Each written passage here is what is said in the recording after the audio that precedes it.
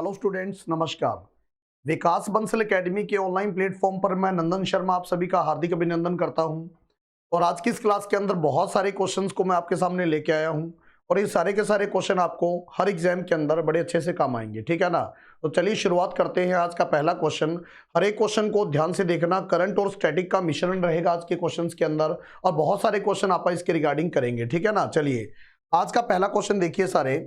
हर question को एक positive approach के साथ करिएगा ताकि क्वेश्चन को बहुत अच्छे तरीके से कर पाएं और अपने एग्जाम में आपको टू द पॉइंट ये क्वेश्चन काम आएगा 100%, ठीक है ना। चलिए, international Surajkund craft mela 2023 has been organised at, मैं आपको बता दूं भारत का एक बहुत ही इंटरनेशनल लेवल का मेला है जिसको सूरजकुंड इंटरनेशनल क्राफ्ट मेला कहा जाता है। क्वेश्चन आता है सर ये मेला लगता कहाँ पे है। सबसे पहले मैं आपको बता दूं ये मेला लगता है फरीदाबाद, ठीक है ना। ये मेला आप सभी ने बताना सर, ये मेला फरीदाबाद में लगता है। और फरीदाबाद कहां पर है, पहले इसको सेट कर लेते हैं। हाँ जी, फरीदाबाद कहां पर है तो सभी ने बताना सर, फरीदाबाद है हरियाणा के अंदर, ठीक है ना। फरीदाबाद कहां पर है आप सभी ने बताना सर, फरीदाबाद है हरियाणा के अंदर।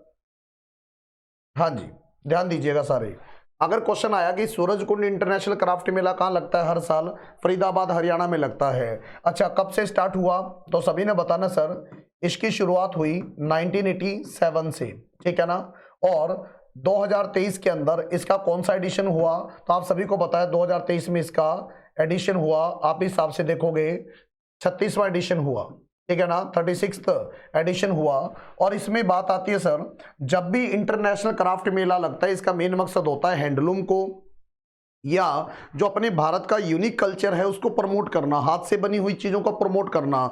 दुनिया का सबसे बड़ा इंटरनेशनल क्राफ्ट मेला है, ठीक है ना, दुनिया का सबसे बड़ा इंटरनेशनल क्राफ्ट मेला है। और ये कहाँ लगता है, फरीदाबाद हरियाणा में। मकसद होता है भारत का हैंडलूम, हाथ से बने हुए यूनिक चीजें, कपड़ा, इनको क्या करना, प्रमोट करना, ठीक है ना। इसके बाद में इसको पहली बार मनाया गया 1987 और 2023 में इसका 36वां एडिशन मनाया गया। इसके बाद में बात आती है सर इसका थीम स्टेट, ठीक है ना, इसका थीम स्टेट। पहली बार 8 स्टेट इसके थीम स्टेट बने हैं। पहली बार 8 स्टेट जो है इसके थीम स्टेट बनाए गए। कौन कौन से 8 स्टेट है आप सभी ने बताना सर। 8 स्टेट के अंदर आसाम, 8 स्टेट के अंदर आसाम, अरुणाचल प्रदेश, उसके अलावा नागालैंड, नागालैंड के अलावा नागालैंड हुआ, नागालैंड के अलावा मिजोरम हुआ, ठीक है ना, मिजोरम हुआ। मिजोरम के अलावा मेघालय हुआ, मेघालय हुआ, ठीक है ना। और मेघालय के अलावा अगर आप बात करें सिक्किम हुआ, सिक्किम हुआ, त्रिपुरा हुआ, ठीक है ना। 3 2 5 2 7 और एक स्टेट कौन सा रह गया तो आपने बताना सर, मिजोरम हो गया, त्रिपुरा हो गया और एक स्टेट रह गया आपका आसाम, अरुणाचल प्रदेश, नागालैंड, मिजोरम, मेघालय, सिक्किम और त्रिपुरा और मणिपुर हो गया, ठीक है ना।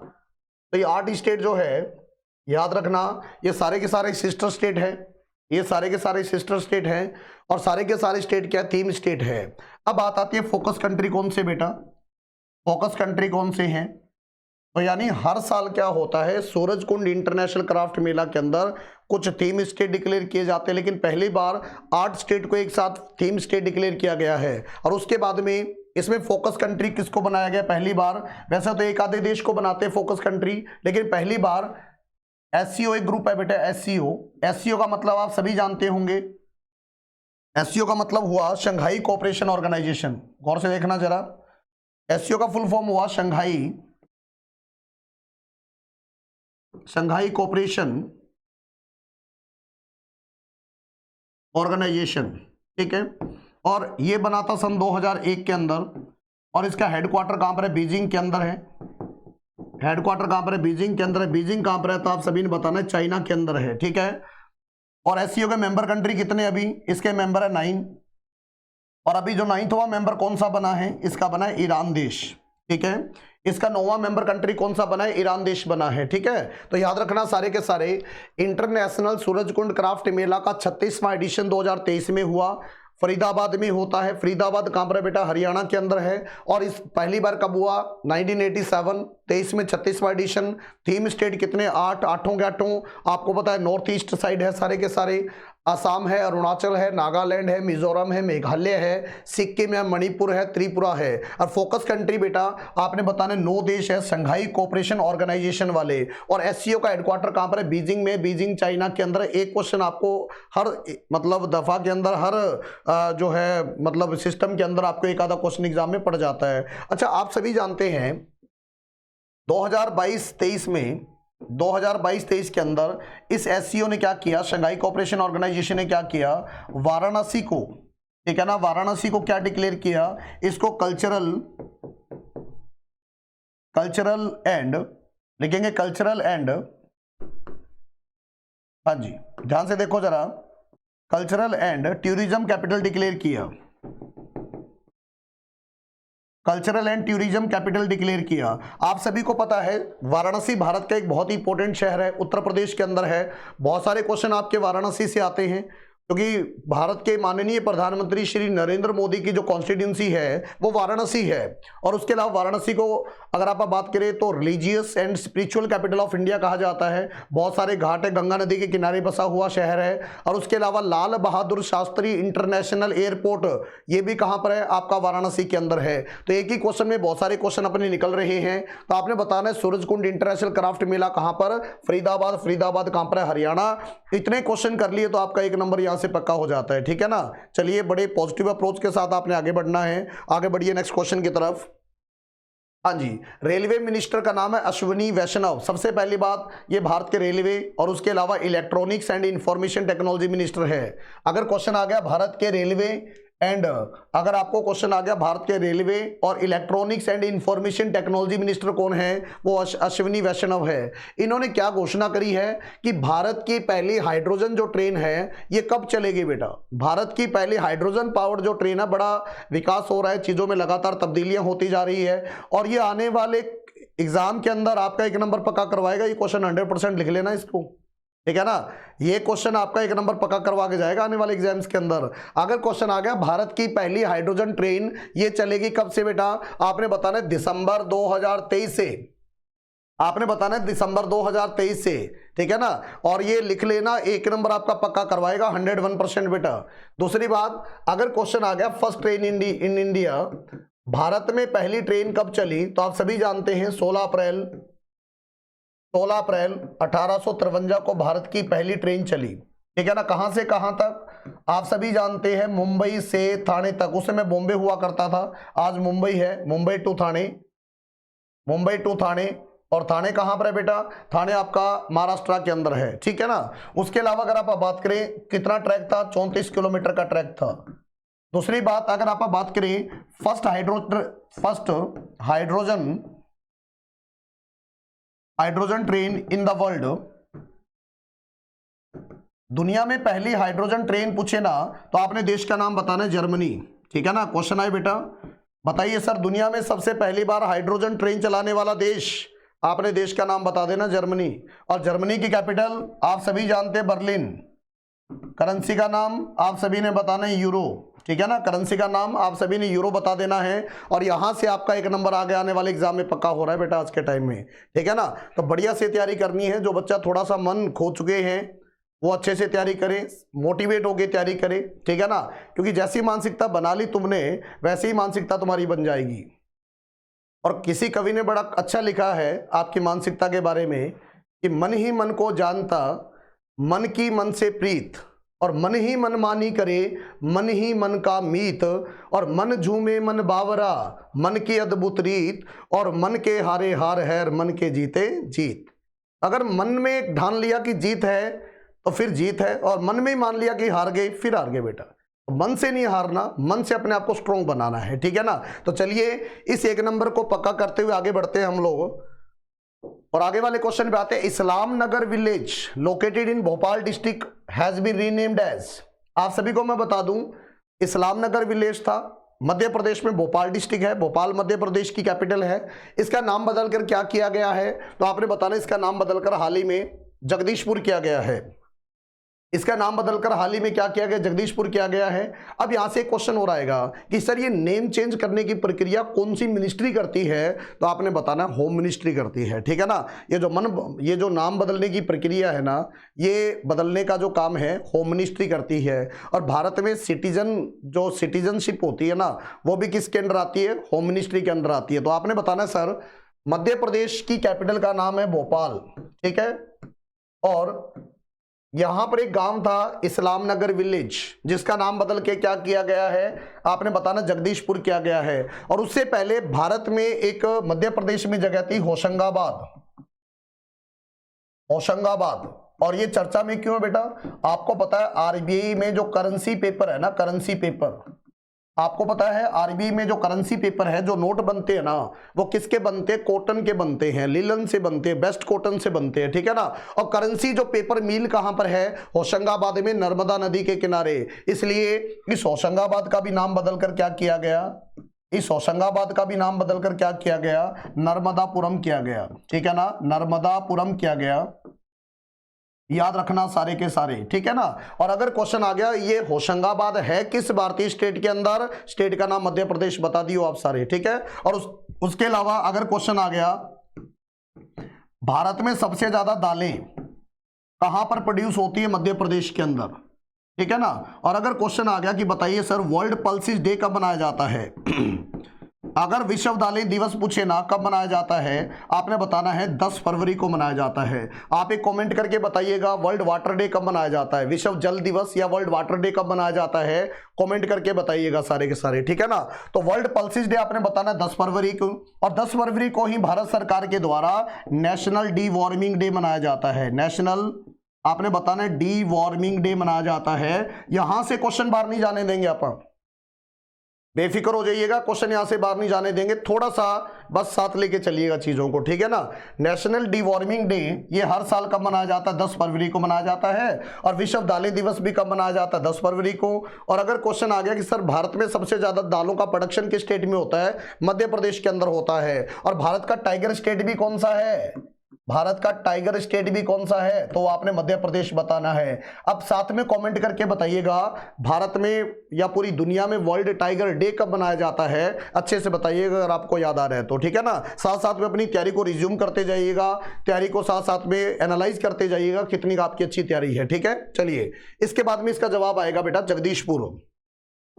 आगे बढ़ते हैं। Which country has renamed the city of Al Minhad as Hind city. आपको बताना किस देश के अंदर, देखो ये सिर्फ भारत में नहीं चल रहा नाम बदलने का काम, विदेशों में भी चल रहा है।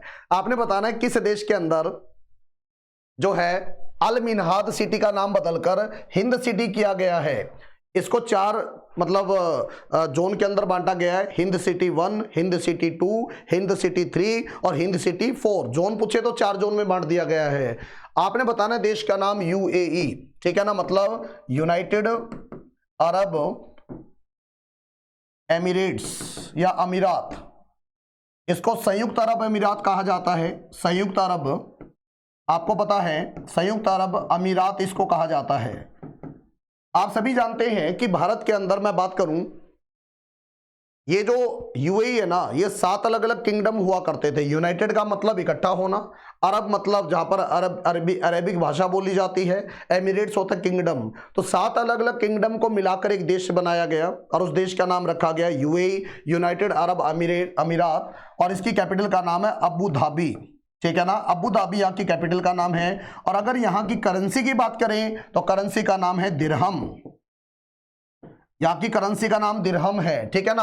और इसी देश के अंदर हिंद सिटी का नाम बदलकर क्या किया गया है, सॉरी अल मिन्हाद सिटी का नाम बदलकर क्या किया गया है, हिंद सिटी किया गया है, ठीक है ना। और अगर आप बात करें इसी देश के अंदर, अगर इसी देश में अगर आप बात करें तो आपने बुर्ज दुबई का नाम सुना होगा, बुर्ज खलीफा का नाम, ठीक है। बुर्ज खलीफा का नाम पहले बुर्ज दुबई था। दुबई जो है ना शहर या दुबई जो प्रांत है वो इसी देश के अंदर है प्यारे बच्चों। और याद रखना बुर्ज दुबई इसका पुराना नाम था और 2010 में इसका नाम बदलकर क्या किया गया, आपने बताना है बुर्ज खलीफा। बुर्ज खलीफा दुनिया का सबसे ऊंचा टावर है, ये दुनिया का सबसे ऊंचा टावर है। और दुबई दुनिया का ऐसा शहर है, ऐसा एरिया है जहां पर 4.5 डेज वीक है बेटा, जो वर्किंग डे है ना वो 4.5 डेज है। तो बात प्रोडक्टिविटी की है, बात है वहां पर लोग 6 दिनों वाला काम 4.5 दिन में खत्म कर देते हैं, इसलिए वहां पर क्वालिटी ऑफ लाइफ है, लाइफ की बहुत अच्छी क्वालिटी है वहां पर, ठीक है ना। तो याद रखना इस देश का नाम है यूएई, और इसी दुबई के अंदर, मेरी बात ध्यान से सुनना, इसी दुबई के अंदर प्यारे बच्चों आईसीसी का हेडक्वार्टर है। आईसीसी का मतलब आप सभी जानते हैं इंटरनेशनल क्रिकेट काउंसिल, आईसीसी का मतलब इंटरनेशनल क्रिकेट काउंसिल, और इसकी स्थापना 1909 के अंदर हुई बेटा, इसकी स्थापना 1909 के अंदर हुई। और इसका हेडक्वार्टर कहां पर है, तो आपने बताना सर दुबई के अंदर है। और दुबई किस देश में है, तो आपने बताना यूएई के अंदर है। और इसी देश में अल मिनहाद का नाम बदलकर क्या किया गया है, हिंद सिटी किया गया है, ठीक है ना। और बुर्ज खलीफा कहां पर है, दुबई के अंदर, दुनिया का सबसे ऊंचा टावर है। चलिए आगे बढ़ते हैं, क्वेश्चन नंबर आओ नेक्स्ट पे, वर्ल्ड कैंसर डे कब मनाया जाता है। आपने बताना सर हर साल, ये बहुत इंपॉर्टेंट क्वेश्चन है, बहुत बार एग्जाम में आता है कि बताइए सर वर्ल्ड कैंसर डे कब मनाया जाता है। हर साल 4 फरवरी को वर्ल्ड कैंसर डे मनाया जाता है, ठीक है ना। और इसका थीम पूछे 2023 का थीम पूछे तो आपने बताना है क्लोज द केयर गैप। देखो क्लोज द केयर गैप, आपने बताना इसका थीम है क्लोज द केयर गैप। मेरे साथ बोलो एक बार जरा, क्लोज द केयर गैप, ये इसका थीम है। और वर्ल्ड कैंसर डे मनाया कब गया, आपने बताना सर हर साल मनाया जाता है 4 फरवरी को, ठीक है ना। और उसके अलावा एक बात ध्यान से सुनना, कैंसर के नाम से अगर क्वेश्चन आए, पंजाब के मोहाली के पास मुल्लनपुर जो गांव है, वहां पर श्री नरेंद्र मोदी जी ने एक कैंसर हॉस्पिटल का उद्घाटन किया है, उसका नाम आपसे पूछा जा सकता है। तो आपने बताना है होमी जहांगीर भाभा या Homi Bhabha cancer research institute.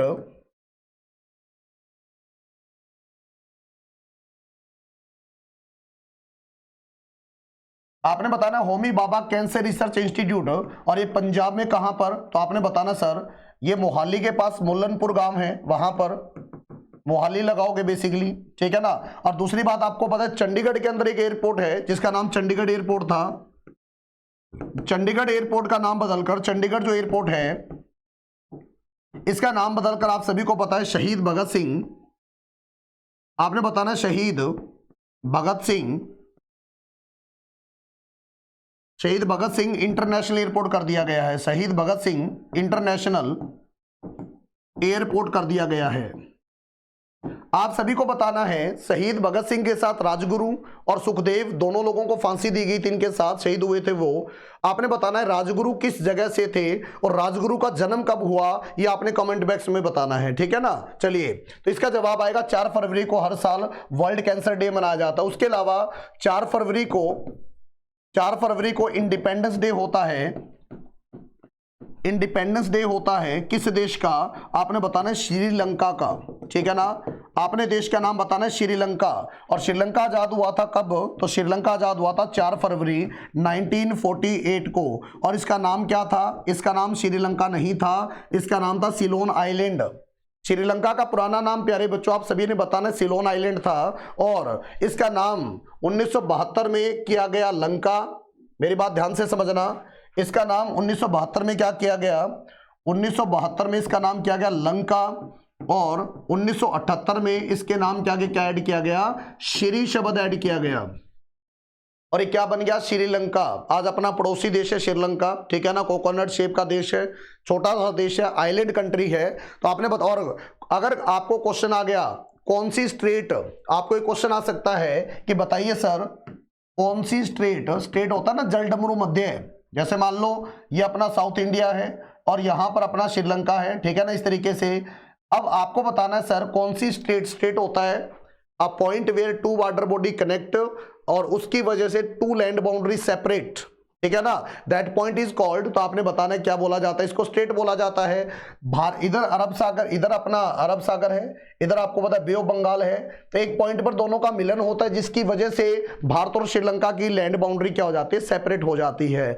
और इस स्टेट का नाम क्या है, तो आप सभी ने बताना है पाक स्टेट। इसका नाम है PALK, पाक स्टेट। याद रखना, अगर क्वेश्चन आ गया कि which state separate India and Sri Lanka, तो आपने बताना है पाक स्टेट इसका मेन नाम है, और कैंसर डे मनाया जाता है 4 फरवरी को। आगे बढ़िए सारे। According to RBI data the total number of micro ATMs across India by 2022। बहुत इंपॉर्टेंट क्वेश्चन है बेटा ये। सबसे पहली बात, कई बार तो एटीएम का फुल फॉर्म आ जाता है एग्जाम के अंदर, ठीक है ना, और बहुत सारे बच्चे इसमें भी गलती कर जाते हैं। कोई ऑटोमेटिक बता देता है, कोई कुछ बता देता है। आपने बताना ऑटोमेटेड टेलर मशीन, इसका जो फुल फॉर्म है आप सभी ने बताना सर। ऑटोमेटिक टेलर मशीन इसका फुल फॉर्म है, बहुत अच्छे से बताना आप सभी ने। और भारत में पहला एटीएम लगाया गया, फर्स्ट एटीएम जो भारत में लगा ना, आप सभी ने बताना सर 1987 में लगा। कहां लगा? मुंबई के अंदर। और किस बैंक ने लगाया? तो आपने बताना है Hong Kong Shanghai banking corporation, HSBC bank ने लगाया। सब बच्चों को पता होगा इस बात का। अगर क्वेश्चन आ गया भारत का पहला एटीएम किसने लगाया, तो आपने बताना है हांगकांग शंघाई बैंकिंग कॉरपोरेशन, और इसका हेडक्वार्टर कहां पर है? लंदन के अंदर है, ठीक है ना। इसका फुल फॉर्म है हांगकांग शंघाई, ऊपर लिख देता हूं आप समझ पाओगे, banking corporation, Hong Kong Shanghai banking corporation, ठीक है ना। और आप सभी जानते हैं, अगर क्वेश्चन आ गया कि भारत का पहला, अगर क्वेश्चन आ गया कि बताइए सर भारत का पहला एटीएम जो किसने लगाया, तो हांगकांग शंघाई बैंकिंग कॉरपोरेशन ने लगाया।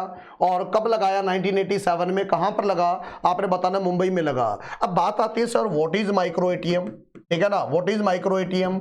आप सभी जानते हैं माइक्रो का मतलब क्या होता है? बिल्कुल छोटा, ठीक है ना। माइक्रो का मतलब बिल्कुल छोटा होता है। आप सभी को एक बात ध्यान में रखनी है, जिस एरिया में एटीएम की आवश्यकता नहीं है, एटीएम वहीं पर लगेगा जहां पर एटीएम के लिए पूरी ट्रांजैक्शन हिट होती हो, ठीक है ना। और एटीएम में लगभग काफी ट्रांजैक्शन लगती हो एक दिन के अंदर।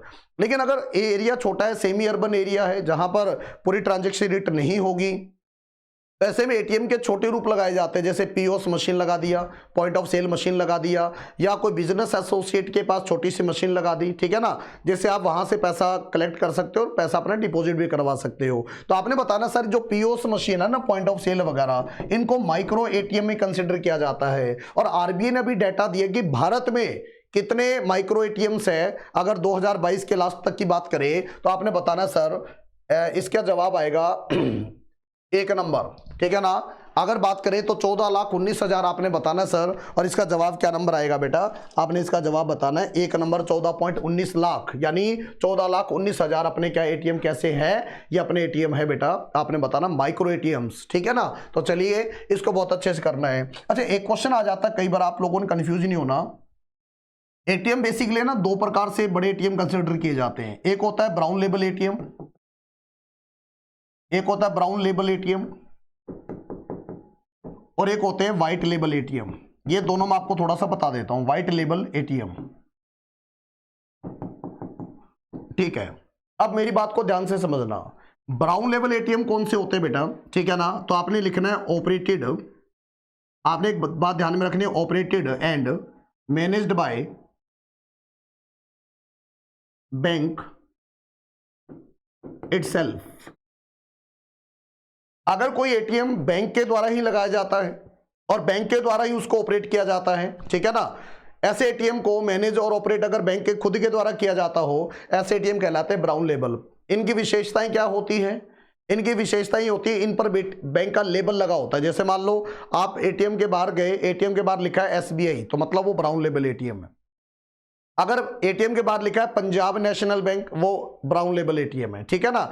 ऐसे एटीएम्स जो बैंक के द्वारा लगाए जाते हैं, मैनेज किए जाते हैं, ऑपरेट किए जाते हैं, ऐसे एटीएम ब्राउन लेबल एटीएम कहलाते हैं। लेकिन व्हाइट लेबल एटीएम क्या है? ऐसे एटीएम, ठीक है ना, तो आपने बताना है operated plus managed by non banking entities, non banking entities मतलब प्राइवेट कंपनियों के द्वारा, बैंक के द्वारा ना लगाकर, ऐसे एटीएम जो बैंक ना लगाए, मतलब प्राइवेट कंपनियां लगाए, ऐसे एटीएम को क्या बोला जाता है? व्हाइट लेबल एटीएम बोला जाता है, ठीक है ना। और ये व्हाइट लेबल एटीएम को लगाने के लिए 100 करोड़ का कैपिटल चाहिए बेटा। व्हाइट लेबल एटीएम को लगाने के लिए 100 करोड़ का नेटवर्क चाहिए, 100 करोड़ का कैपिटल चाहिए। और याद रखना, भारत में सबसे बड़ा, लिखेंगे व्हाइट लेबल अगर एटीएम की बात करें ना, तो सबसे बड़ा नेटवर्क, लार्जेस्ट नेटवर्क किसका है? लार्जेस्ट नेटवर्क है बेटा टीसीएस कंपनी का, और इसके एटीएम का नाम है इंडी कैश। यानी ऐसे एटीएम है ना, ये प्राइवेट कंपनियां लगाती है और इन पर बैंक का लोगो नहीं लगा होता। अब जैसे टीसीएस कंपनी है, तो टीसीएस कंपनी ने अपना जो एटीएम लगाया ना, वो किस नाम से लगाया है? ये लगाया गया बेटा, ध्यान से सुनना, इंडी कैश के नाम से। और सबसे बड़ा नेटवर्क है ना भारत में व्हाइट लेबल एटीएम का, वो किसका है? ये आपने बताना सर, वो है आपका टीसीएस कंपनी का। अच्छा, एक बात और ध्यान में रखनी है आप सभी ने, यहां पर लिख रहा हूं, वेरी वेरी इंपॉर्टेंट बात लिख रहा हूं मैं, बहुत बार एग्जाम में क्वेश्चन रिपीट हो चुका है। एनएफएस, एक वर्ड में लिख रहा हूं एनएफएस। एनएफएस क्या होता है? National financial switch. मेरी बात ध्यान से सुनना, नेशनल फाइनेंशियल स्विच, इसको अच्छे से देखना। नेशनल फाइनेंशियल स्विच, ये किसी न किसी एग्जाम के अंदर आपका एक नंबर है। ये जो बीच में लिखा जा रहा है ना, आपका एक नंबर है किसी न किसी एग्जाम के अंदर। एनएफएस है क्या? तो आपने बताना सर, जैसे आपके पास एटीएम कार्ड है एसबीआई का, आपने देखा होगा कई बार, मान लो आपका अकाउंट भी एसबीआई में है, आपके पास एटीएम कार्ड भी एसबीआई का है, और अगर आप पीएनबी की मशीन में जाके पैसा निकलवाना चाहो तो आप निकलवा सकते हो। ऐसा क्यों हुआ? सारे के सारे एटीएम भारत में, चाहे वो किसी बैंक का है, वो आपस में एक नेटवर्क से जुड़े हुए हैं, जिससे आप किसी भी एक बैंक के कस्टमर होकर किसी भी एटीएम से जाके पैसा निकाल सकते हो। बस शर्त ये है, पैसा आपके अकाउंट में होना चाहिए, ठीक है ना? तो आपने एक बात याद रखनी है, नेशनल फाइनेंशियल स्विच एटीएम का शेयर्ड नेटवर्क है, ठीक है ना, जिससे आज सारे के सारे एटीएम एक नेटवर्क से जुड़े होते हैं और आप किसी अन्य बैंक के कस्टमर होकर किसी दूसरे एटीएम से पैसा निकाल सकते हो, क्योंकि सारे के सारे एटीएम एक नेटवर्क से जुड़े हैं और उसी नेटवर्क का नाम है नेशनल फाइनेंशियल स्विच बेटा। और इसका जवाब आएगा गिवन क्वेश्चन का 1 नंबर। चलिए, what is the name of the first Indian space mission to observe the sun? Bharat सूरज पर एक मिशन भेज रहा है, क्यों ना भेजे? क्योंकि भारत तो बड़ा तगड़ा देश है, और क्यों ना भेजे, भेजना चाहिए, अपनी उपलब्धियां इतनी अच्छी है। आपने बताना सर, सन पे जो मिशन भेज रहा है भारत, उसका नाम क्या है? उसका नाम है बेटा आदित्य L1, क्योंकि सूर्य जो है ना, इसका पर्यायवाची शब्द क्या है, साइनोनियम क्या है? आदित्य। इस मिशन का नाम है आदित्य L1। कौन भेजेगा? इसरो। इसरो कौन है बेटा? तो Indian Space Research Organisation, Indian Space Research Organisation इसका नाम है, ठीक है ना।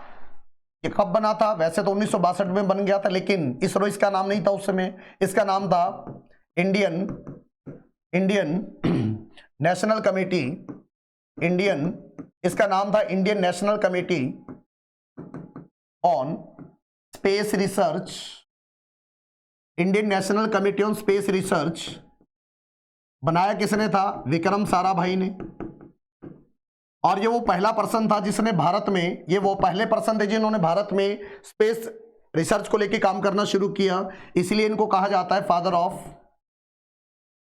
Of Indian space programme, father of Indian space programme कहा जाता है इसको।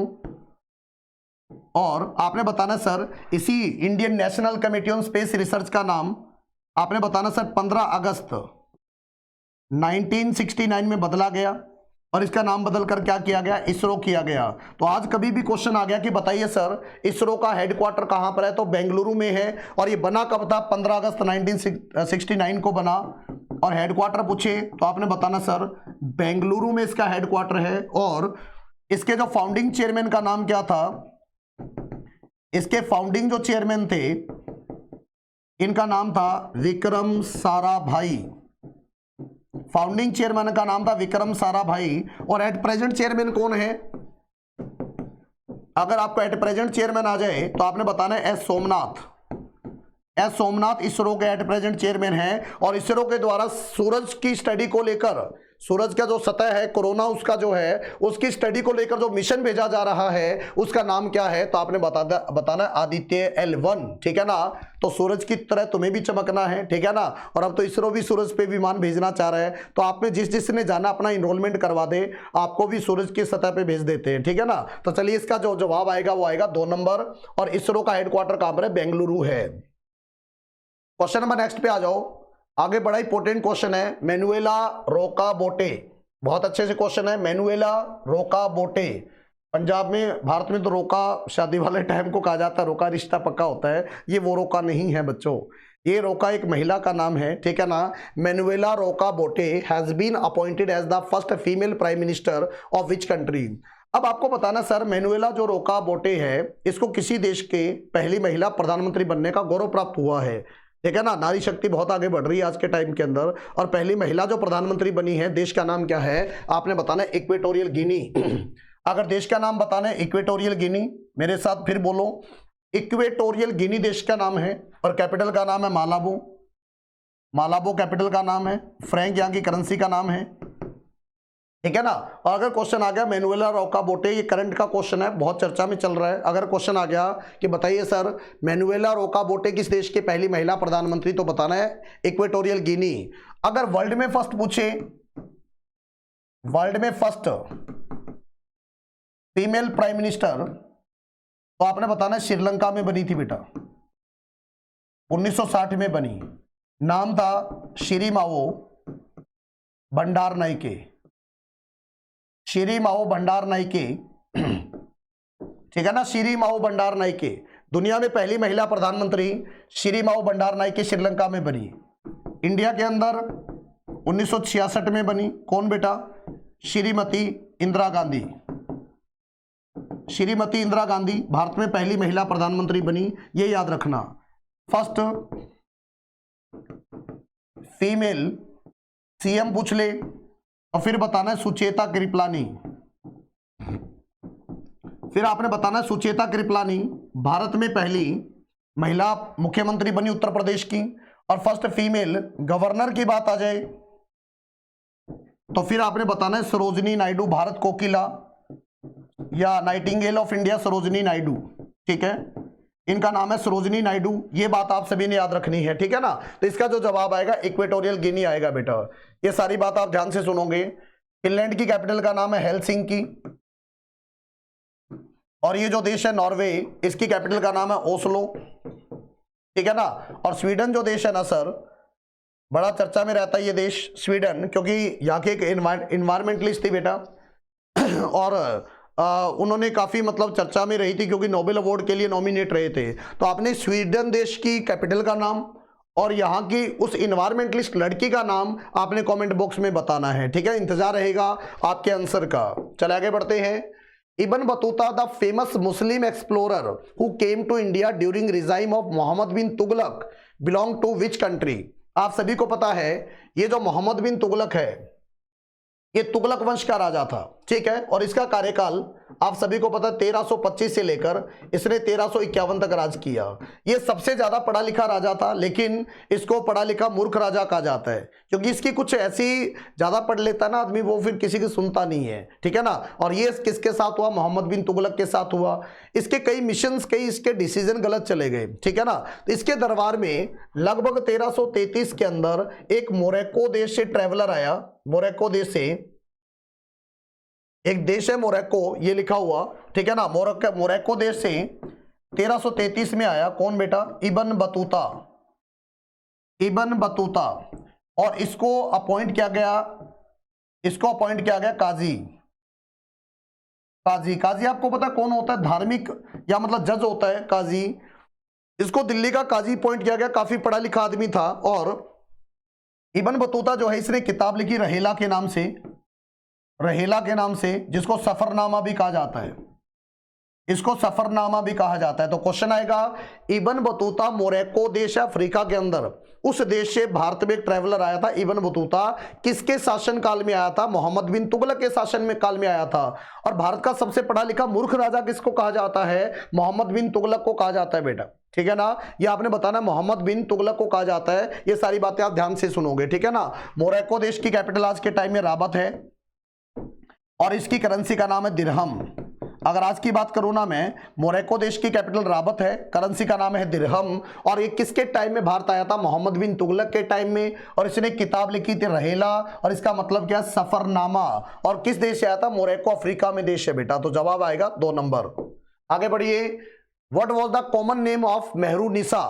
आप सभी जानते हैं मेहरुनिसा के बारे में, मेरी बात ध्यान से सुनो। ये जो मेहरुनिसा थी, मेहरुनिसा।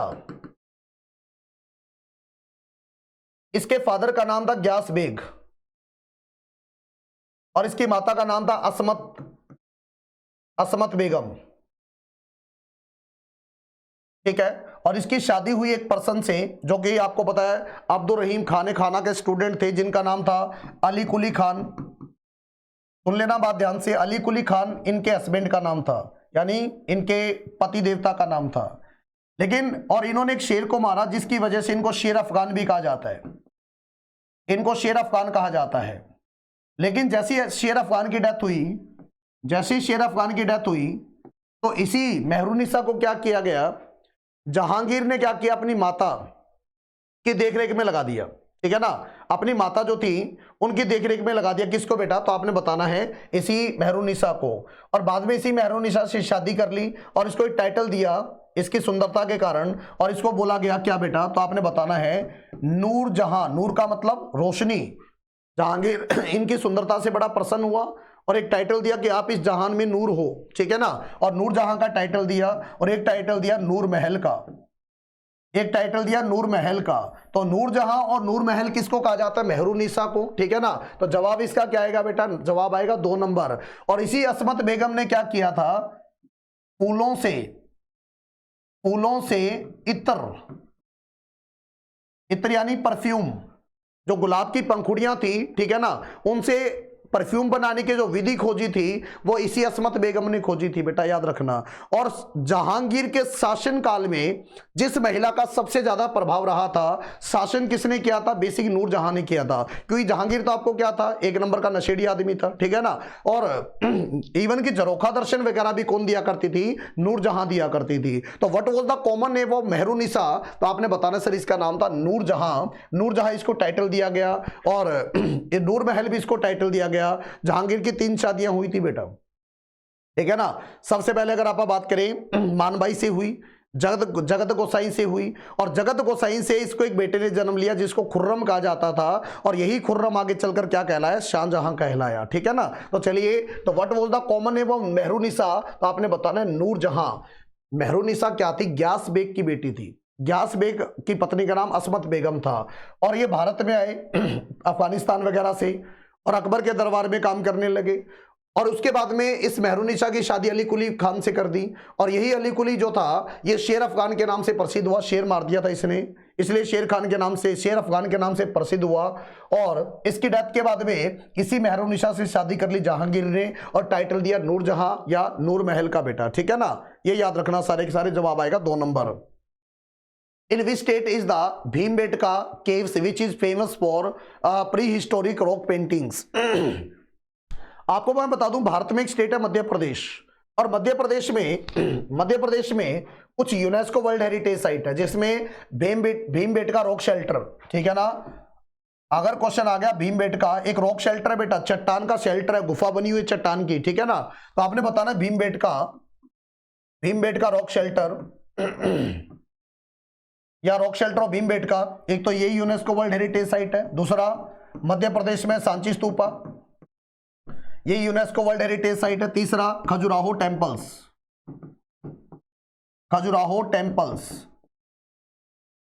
ये तीनों की तीनों वर्ल्ड हेरिटेज साइट यूनेस्को की है। कहां पर है, तो आपने बताना सर मध्य प्रदेश में है। ठीक है ना, तीनों की तीनों वर्ल्ड हेरिटेज साइट है, भीमबेटका, सांची स्तूपा और खजुराहो टेम्पल्स। कहां पर है, मध्य प्रदेश में है। अब आपने बताना है यूनेस्को का हेडक्वार्टर कहां पर है, और भारत में यूनेस्को की वर्ल्ड हेरिटेज साइट कितनी है। ये 2 क्वेश्चनों के आंसर आपने बताने हैं। यूनेस्को का हेडक्वार्टर कहां पर है, और इंडिया में यूनेस्को की कितनी वर्ल्ड हेरिटेज साइट है, इन सभी का आंसर आप सभी बच्चों ने बताना है। ठीक है ना, तो इसका जवाब क्या आएगा बेटा, Madhya Pradesh, capital Bhopal, tiger state कहा जाता है। और भारत के सबसे सुंदर शहर, साफ सुथरा शहर मध्य प्रदेश में इंदौर है, मध्य प्रदेश में इंदौर है। ठीक है ना, तो जवाब इसका क्या आएगा बेटा, 1 नंबर आएगा। मध्य प्रदेश के सीएम और गवर्नर का भी नाम मेंशन कीजिएगा। आगे ये, what is the maximum amount of loan permissible under the शिशु स्कीम ऑफ द प्रधानमंत्री मुद्रा योजना। सबसे पहले मुद्रा की फुल फॉर्म देखिए। मुद्रा का फुल फॉर्म है माइक्रो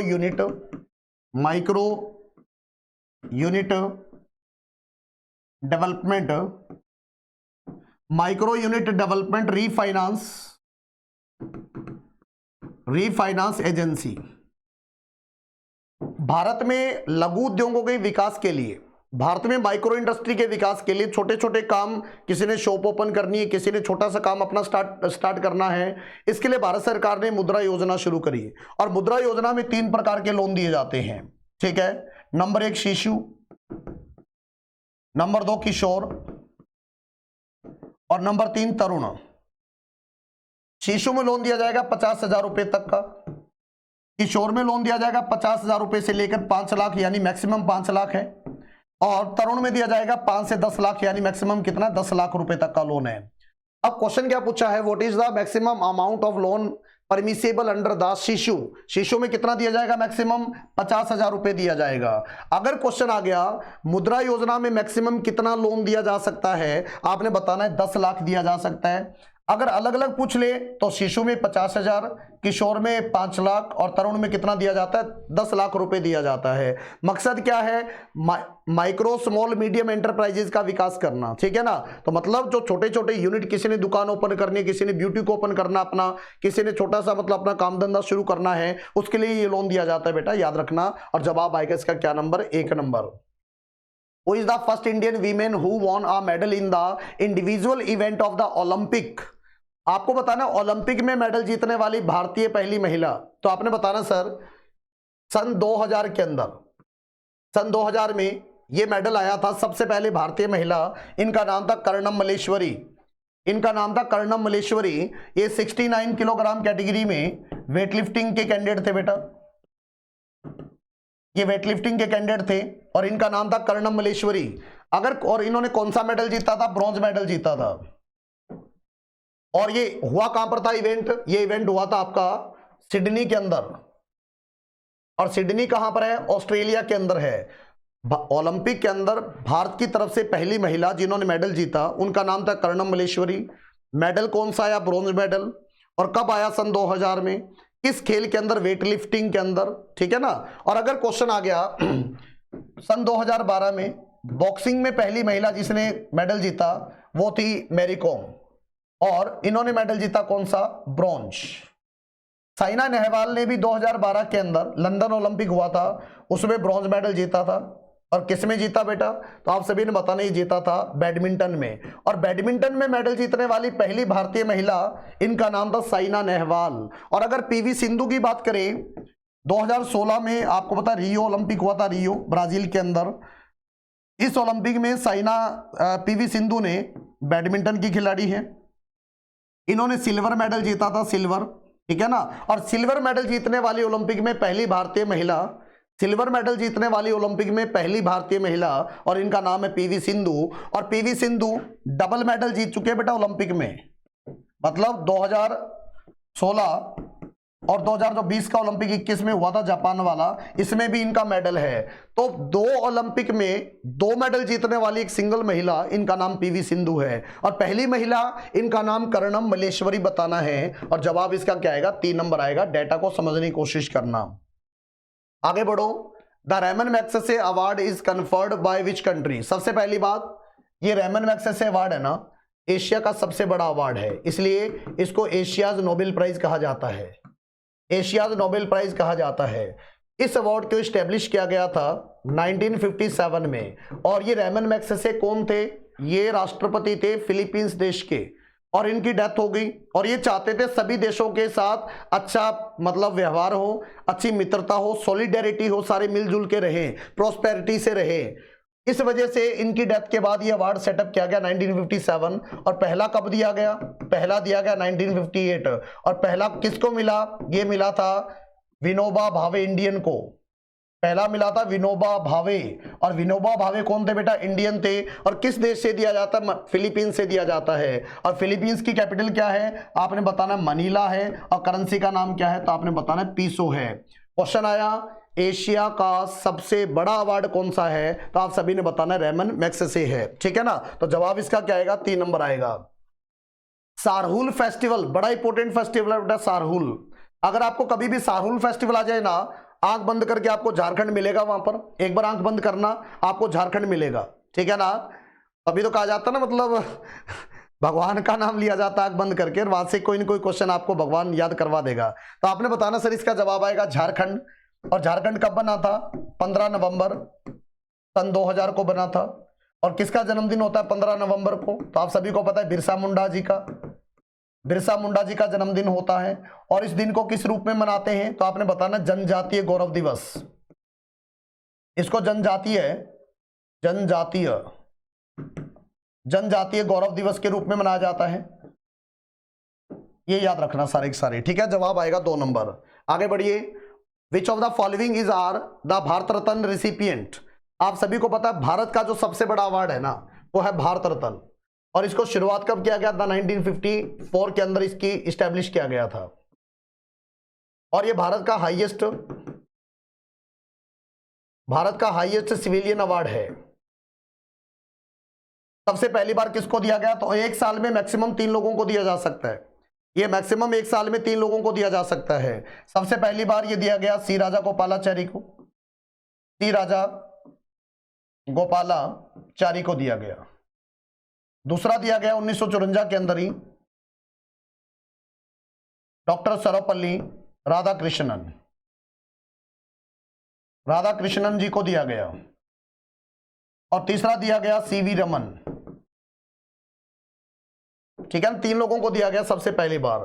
टोटल आज तक कितने लोगों को मिल चुका है? 48 लोगों को मिल चुका है। हर साल दिया जाए ये कोई जरूरी नहीं है। अटल बिहारी वाजपेयी को मिल चुका है। सचिन तेंदुलकर पहले स्पोर्ट्स पर्सन थे जिनको दिया गया, इनको भी मिल चुका है। और लता मंगेशकर को तो आप सभी जानते हैं 2001 में दिया गया था, बड़ा फेमस है ये नाम लता मंगेशकर, इनको भी दिया जा चुका है। इसलिए ऑल ऑप्शंस आर करेक्ट।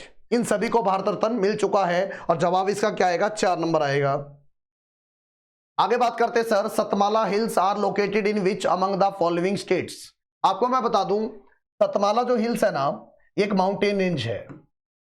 ये एक माउंटेन रेंज है, पर्वतमाला है। और कहां पर है? तो आप सभी ने बताना सर महाराष्ट्र में है। अगर आपको सतमाला हिल्स आ जाए कहां पर है, तो आप सभी ने बताना सर ये सतमाला हिल्स आपने बताना महाराष्ट्र के अंदर है। तो जवाब इसका क्या आएगा बेटा? महाराष्ट्र आएगा। उसके अलावा महाराष्ट्र में कालसुबाई एक पीक है, कालसुबाई। अगर कभी भी आपको क्वेश्चन आए ना सर, बताइएगा कालसुबाई पीक कहां पर है। एक चोटी है, पर्वतीय चोटी कालसुबाई के नाम से, और ये भी आपने बताना महाराष्ट्र में है। और महाराष्ट्र में अगर आप बात करें, लोनार लेक है, लोनार लेक। अगर कभी भी लोनार लेक का क्वेश्चन आ जाए महाराष्ट्र में, बता दियो सारे के सारे। क्यों? ये लेक ना एस्ट्रॉइड से बनी लेक है, यानी उल्का पिंड के धरती से टकराने से लेक बनी। और भारत में ऐसी एक लेक है जिसका नाम क्या है? तो आपने बताना है लोनार लेक है। अब आप मेरे को बता देना एस्ट्रॉइड डे कब मनाया जाता है? एस्ट्रॉइड होता है ना उल्का पिंड, मेटियर्स, ठीक है ना। आपने बताना है एस्ट्रॉइड डे कब मनाया जाता है, ये आप कमेंट बॉक्स में डालोगे क्वेश्चन। चलिए आगे बढ़ते हैं। विच among the following state is largest producer of coffee in India? बहुत इंपॉर्टेंट क्वेश्चन है बेटा। कॉफी कॉफी कॉफी, जिसको पीने के बाद में ऐसी शक्ल बन जाती है, ठीक है ना। आपने बताना सर कॉफी जो है ये भारत में सबसे ज्यादा प्रोडक्शन कहां पर होता है? कर्नाटका में होता है। ये कर्नाटका में होता है। अगर क्वेश्चन आ गया बताइए सर, भारत में कॉफी सबसे ज्यादा कर्नाटका में। और अगर क्वेश्चन आ गया coffee port of the world, coffee port in the world, दुनिया में किसको कॉफी की बंदरगाह कहा जाता है?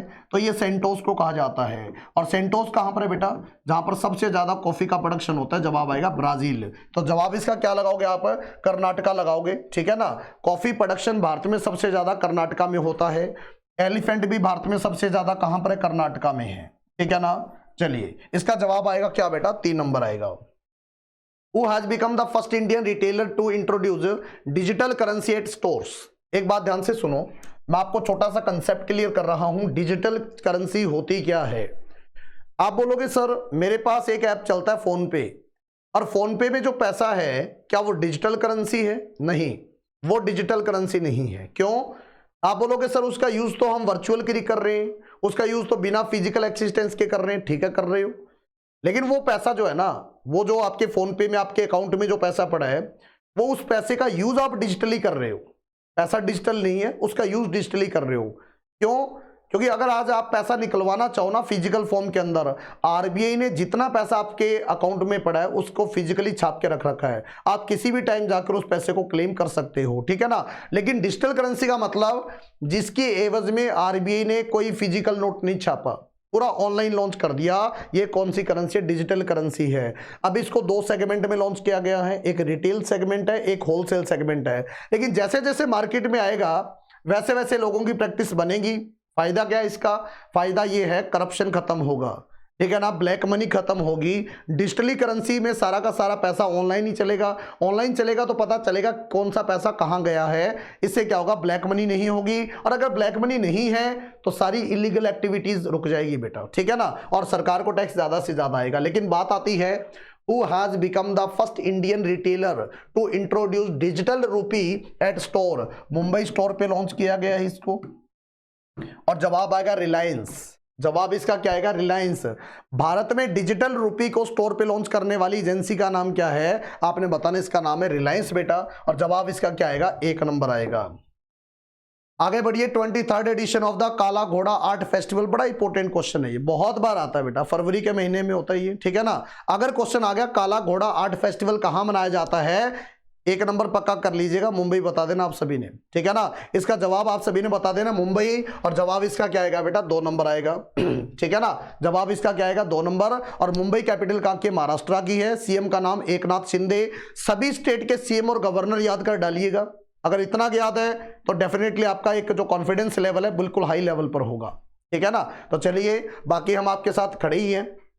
हम तो आपके लिए हमेशा ही दुआ करते हैं कि कदम कदम आगे बढ़ो, हर मंजिल आपके करीब हो, और सफलता चूमे आपके कदम, ऐसा आप सभी का नसीब हो, ठीक है ना। तो चलिए आगे बढ़ते हैं नेक्स्ट क्वेश्चन पे। Bangladesh minister Nasrul Hamid has informed that Bangladesh will start receiving electricity from the Godda power plant from the first week of March 2023। ये गोडा पावर प्लांट कहां पर है? बांग्लादेश के मिनिस्टर ने एक इंफॉर्मेशन दी है कि हम गोडा पावर प्लांट से बिजली रिसीव करना शुरू कर देंगे मार्च 2023 तक, ठीक है ना। अब ये गोडा थर्मल पावर प्लांट कहां पर है? पहली बात बेटा, ये गोडा पावर प्लांट अडानी ग्रुप का है, अडानी का है। कहां पर है? तो आप सभी ने बताना, झारखंड के अंदर है। कहां पर है? झारखंड के अंदर। इंपॉर्टेंट क्वेश्चन है। अगर क्वेश्चन आ गया गोडा थर्मल पावर प्लांट कहां पर है, ये झारखंड के अंदर है। और किसको बिजली बेचेगा? बांग्लादेश को। बांग्लादेश की कैपिटल आप सभी ने बताना सर, बांग्लादेश की कैपिटल तो आप सभी ने बताना है ढाका। करेंसी का नाम है टका। पीएम का नाम है शेख हसीना, पीएम का नाम है शेख हसीना, ठीक है। और यहाँ के प्रेसिडेंट का नाम है अब्दुल हामिद, ठीक है ना। अब्दुल हामिद जो है ये यहाँ की क्या है बेटा? प्रेसिडेंट का नाम है। ये सारी बात आप ढंग से करोगे, बहुत अच्छे तरीके से करोगे। चलिए इसके बाद में क्वेश्चन नंबर नेक्स्ट पे आते हैं। Pyongyang is the capital of which country? आपको बताना सर प्योंगयांग किस देश की कैपिटल है। तो प्योंगयांग कैपिटल है बेटा नॉर्थ कोरिया देश की। चारों देशों की देख लेते हैं कैपिटल। साउथ कोरिया की कैपिटल है सियोल, करेंसी का नाम है वॉन। लेकिन यहां पर एक शहर है बेटा प्योंगचैंग, प्योंगचैंग एक शहर है, और ये कहां पर है? साउथ कोरिया के अंदर है। नॉर्थ कोरिया की कैपिटल प्योंगयांग, थोड़ा सा फर्क है बस, ज्यादा नहीं है। ये प्योंगचैंग है, ये प्योंगयांग है, ठीक है। और यहाँ की करेंसी का भी नाम क्या है? वॉन है। सिंगापुर की कैपिटल तो आप सभी को पता है सिंगापुर सिटी है, और करेंसी का नाम है डॉलर। मलेशिया की कैपिटल तो आप सभी को पता कुआलालंपुर है, और करेंसी का नाम है आप सभी ने बताना सर रिंगिट। रिंगिट यहाँ की करेंसी का नाम है, ठीक है ना। तो जवाब इसका क्या नंबर आएगा? 2 number. Which is the first country to recognise bitcoin as a legal tender? Virtual currency है जिसको अगर आप बात करें तो क्रिप्टो करेंसी कह देते हैं। सबसे पहली बात, कोई भी क्रिप्टो करेंसी होती है ना, ये ब्लॉकचेन टेक्नोलॉजी पर बेस है। ब्लॉकचेन टेक्नोलॉजी, ये क्वेश्चन कई बार आता है, ठीक है, कि ये जो क्रिप्टो करेंसी है किस टेक्नोलॉजी पर बेस है? ब्लॉकचेन टेक्नोलॉजी पर बेस है। और बिटकॉइन एक क्रिप्टो करेंसी है, मतलब पूरा पूरा वर्चुअल होता है, कोई फिजिकल एक्सिस्टेंस नहीं होता। लेकिन खास दिक्कत क्या है? इनकी डिसेंट्रलाइज है, डिसेंट्रलाइज्ड है मतलब रेगुलेट करने वाली कोई एजेंसी नहीं है इनको, जैसे भारत में आरबीआई है, रुपए को रेगुलेट करने वाली एजेंसी है, तो रुपया डिसेंट्रलाइज नहीं है, रुपया क्या है, सेंट्रलाइज है। लेकिन क्रिप्टो करेंसी क्या डिसेंट्रलाइज है। आपने बताना सर ब्लॉकचेन टेक्नोलॉजी पे डिसेंट्रलाइज है, और एक देश है जिसका नाम है एल साल्वाडोर, उसने बोला है कि बिटकॉइन लीगल टेंडर है, मतलब वहां पर बिटकॉइन का प्रयोग करके आप चीजों का लेन देन कर सकते हो। लीगल टेंडर का मतलब जहां पर आप उस पैसे को देकर वहां पर चीजों को खरीद और बेच सकते हो, ठीक है ना। तो जवाब आएगा एल साल्वाडोर, जवाब आएगा इसका 3 नंबर, ठीक है ना। चलिए, which country is the host of the annual climate change conference COP28। आपको पता है कोप का मतलब क्या हुआ, कॉन्फ्रेंस ऑफ पार्टीज। आपको पता है एक संस्था है UNFCCC, ठीक है ना, United nation framework convention on climate change, इसको बोला जाता है यूनाइटेड नेशंस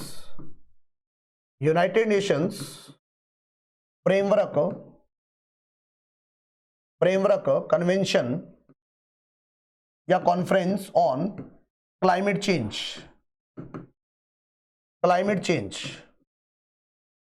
1992 में ये बना था। इसका हेडक्वार्टर बोन के अंदर है, बोन जर्मनी में है, ठीक है। अब सुनो ध्यान से, इसके द्वारा एक मीटिंग करवाई जाती है कॉप का मतलब कॉन्फ्रेंस ऑफ पार्टीज, मतलब कॉन्फ्रेंस होती है मीटिंग, पार्टीज मतलब यूएनओ के मेंबर कंट्री, हर साल होती है। 2022 में 27 हुआ कॉप, और ये कहां पर हुआ, इजिप्ट नामक देश के अंदर। मकसद क्या होता है इसका, मकसद होता है इन्वायरमेंट को लेकर क्या बनाना, कोई ना कोई पॉलिसी बनाना, ठीक है ना। हर साल इन्वायरमेंट को लेकर पॉलिसी बनाना। जैसे मान लो 1997 के अंदर जापान का शहर था क्योटो, तो क्योटो प्रोटोकॉल का नाम सुना होगा तुमने, ठीक है ना। भी क्योटो प्रोटोकॉल जापान में था, किसको लेकर बना था, ग्रीन हाउस गैसेस को कम करने के लिए बना था। 2015 में पेरिस क्लाइमेट एग्रीमेंट हुआ था, तो वो भी कोप का हिस्सा था। तो आपने बताना सर COP27 2022 में हुआ, और ये कहां पर हुआ, तो आपने बताना सर इजिप्ट में हो गया। ये तो अगले साल होगा 2023 में, जो इस साल होगा वो COP28, और कहां पर, तो आपने बताना यूएई देश के अंदर। बहुत इंपॉर्टेंट क्वेश्चन है, COP28 कहां पर होगा, तो आपने बताना यूएई के अंदर होगा। जवाब इसका क्या आएगा बेटा, जवाब आएगा 2 number. When is the national startup day celebrated every year. Startup क्या होता है, न्यूली मतलब जो बिजनेस शुरू होता है, नया जो व्यापार शुरू होता है, बिजनेस शुरू होता है, उसको स्टार्टअप कहा जाता है। और नरेंद्र मोदी जी के द्वारा इनिशिएटिव लिया गया ज्यादा से ज्यादा मतलब स्टार्टअप को प्रमोट करने के लिए कि नेशनल स्टार्टअप डे हर साल मनाया जाएगा। और कब मनाया जाएगा, 16 जनवरी को मनाया जाएगा, ठीक है ना। और 10 से लेकर 16 जनवरी को एक वीक सेलिब्रेट किया जाएगा, उसका नाम है National Startup Innovation Week. National Startup Innovation Week, National Startup Innovation Week. और ये मनाया कब से कब तक जाएगा, 10 से लेकर 16 जनवरी तक मनाया जाएगा बेटा। और अगर आपको नेशनल स्टार्टअप डे पूछे, आपने बताना 16 जनवरी को हर साल मनाया जाता है, ठीक है। आगे आओ, इंटरनेशनल कस्टम डे कब मनाया जाता है। आपको मैं बता दूं, दुनिया में एक ऑर्गेनाइजेशन है जिनका नाम है World Custom Organisation. World Custom Organisation, custom क्या होता है, एक टैक्स होता है ना, कस्टम ड्यूटी। बाउंड्री पर लिया, एक देश से दूसरे देश में कोई प्रोडक्ट जा रहा है और बाउंड्री पर लिया जाने वाला टैक्स क्या कहलाएगा, कस्टम ड्यूटी कहलाएगा। तो वर्ल्ड कस्टम ऑर्गेनाइजेशन जो है ना, ये बना था 26 जनवरी 1952 को बना था। इसका हेडक्वार्टर कहां पर है, ब्रुसेल्स के अंदर है। ब्रुसेल्स कहां पर है बेटा, तो आपने बताना है बेल्जियम देश की कैपिटल है ब्रुसेल्स, बेल्जियम देश की कैपिटल है ब्रुसेल्स। और करेंसी का नाम क्या है, करेंसी का नाम है यूरो, ठीक है ना। तो हर साल 26 जनवरी को कौन सा डे मनाया जाता है, वर्ल्ड कस्टम डे मनाया जाता है। उसके अलावा ब्रुसेल्स के अंदर बहुत सारे हेडक्वार्टर नेटो का है, आपको नेटो का हेडक्वार्टर पूछे, यूरोपियन यूनियन का पूछे, वर्ल्ड डेयरी फेडरेशन का पूछे, वर्ल्ड डेयरी फेडरेशन का पूछे, तो ये तीनों, ये चारों के चारों हेडक्वार्टर है ना। World Custom Organisation, North Atlantic Treaty Organisation NATO, उसके अलावा यूरोपियन यूनियन और वर्ल्ड डेयरी फेडरेशन, सबका हेडक्वार्टर कहां पर है, ब्रुसेल्स के अंदर है। ब्रुसेल्स कैपिटल कहां की है, बेल्जियम, करेंसी का नाम यूरो। और 26 जनवरी को कौन सा डे मनाया गया, वर्ल्ड कस्टम डे मनाया गया, ठीक है। अब आओ नेक्स्ट क्वेश्चन पे, हिमाचल प्रदेश ने अपना स्टेटहुड डे कब मनाया।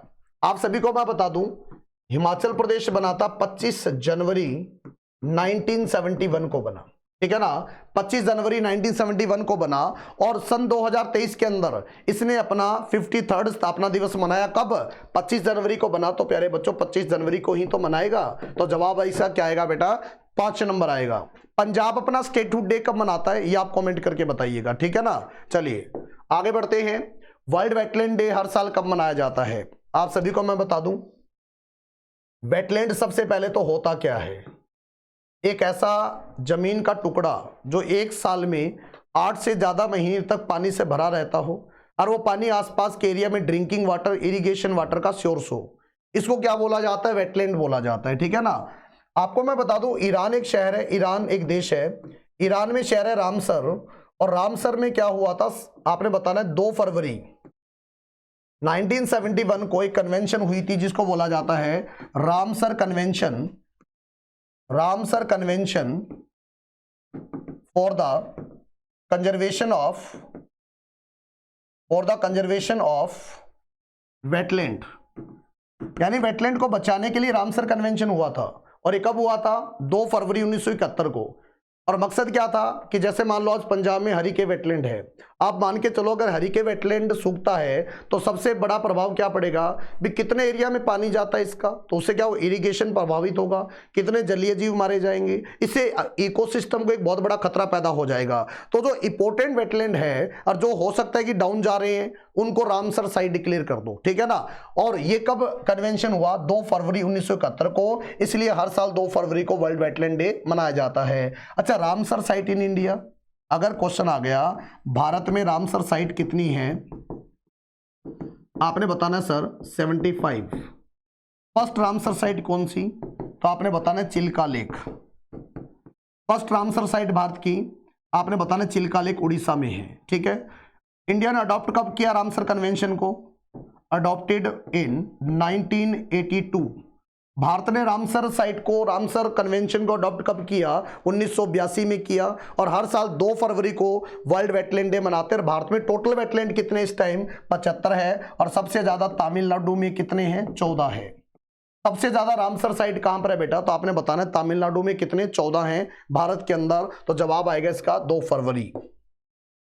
Which state government has announced that Islamnagar village has been renamed as Jagdishpur? ये क्वेश्चन रिपीट हो चुका है। ठीक है ना। आप सभी जानते हैं भोपाल डिस्ट्रिक्ट में गांव है इस्लामपुर या इस्लामनगर गांव है, इसका नाम बदलकर जगदीशपुर किया गया है। और जवाब आएगा है कहां पर? तो आपने बताना मध्य प्रदेश में है। और जवाब इसका क्या आएगा? जवाब आएगा 5 नंबर। उम्मीद करता हूं आज की क्लास में जितने भी क्वेश्चन किए बहुत इंपॉर्टेंट है, बहुत अच्छे क्वेश्चन है। अगर आपको वीडियो अच्छी लगी है तो सब्सक्राइब कीजिएगा, लाइक कीजिएगा। बहुत बहुत धन्यवाद। आप सभी का दिन शुभ रहे।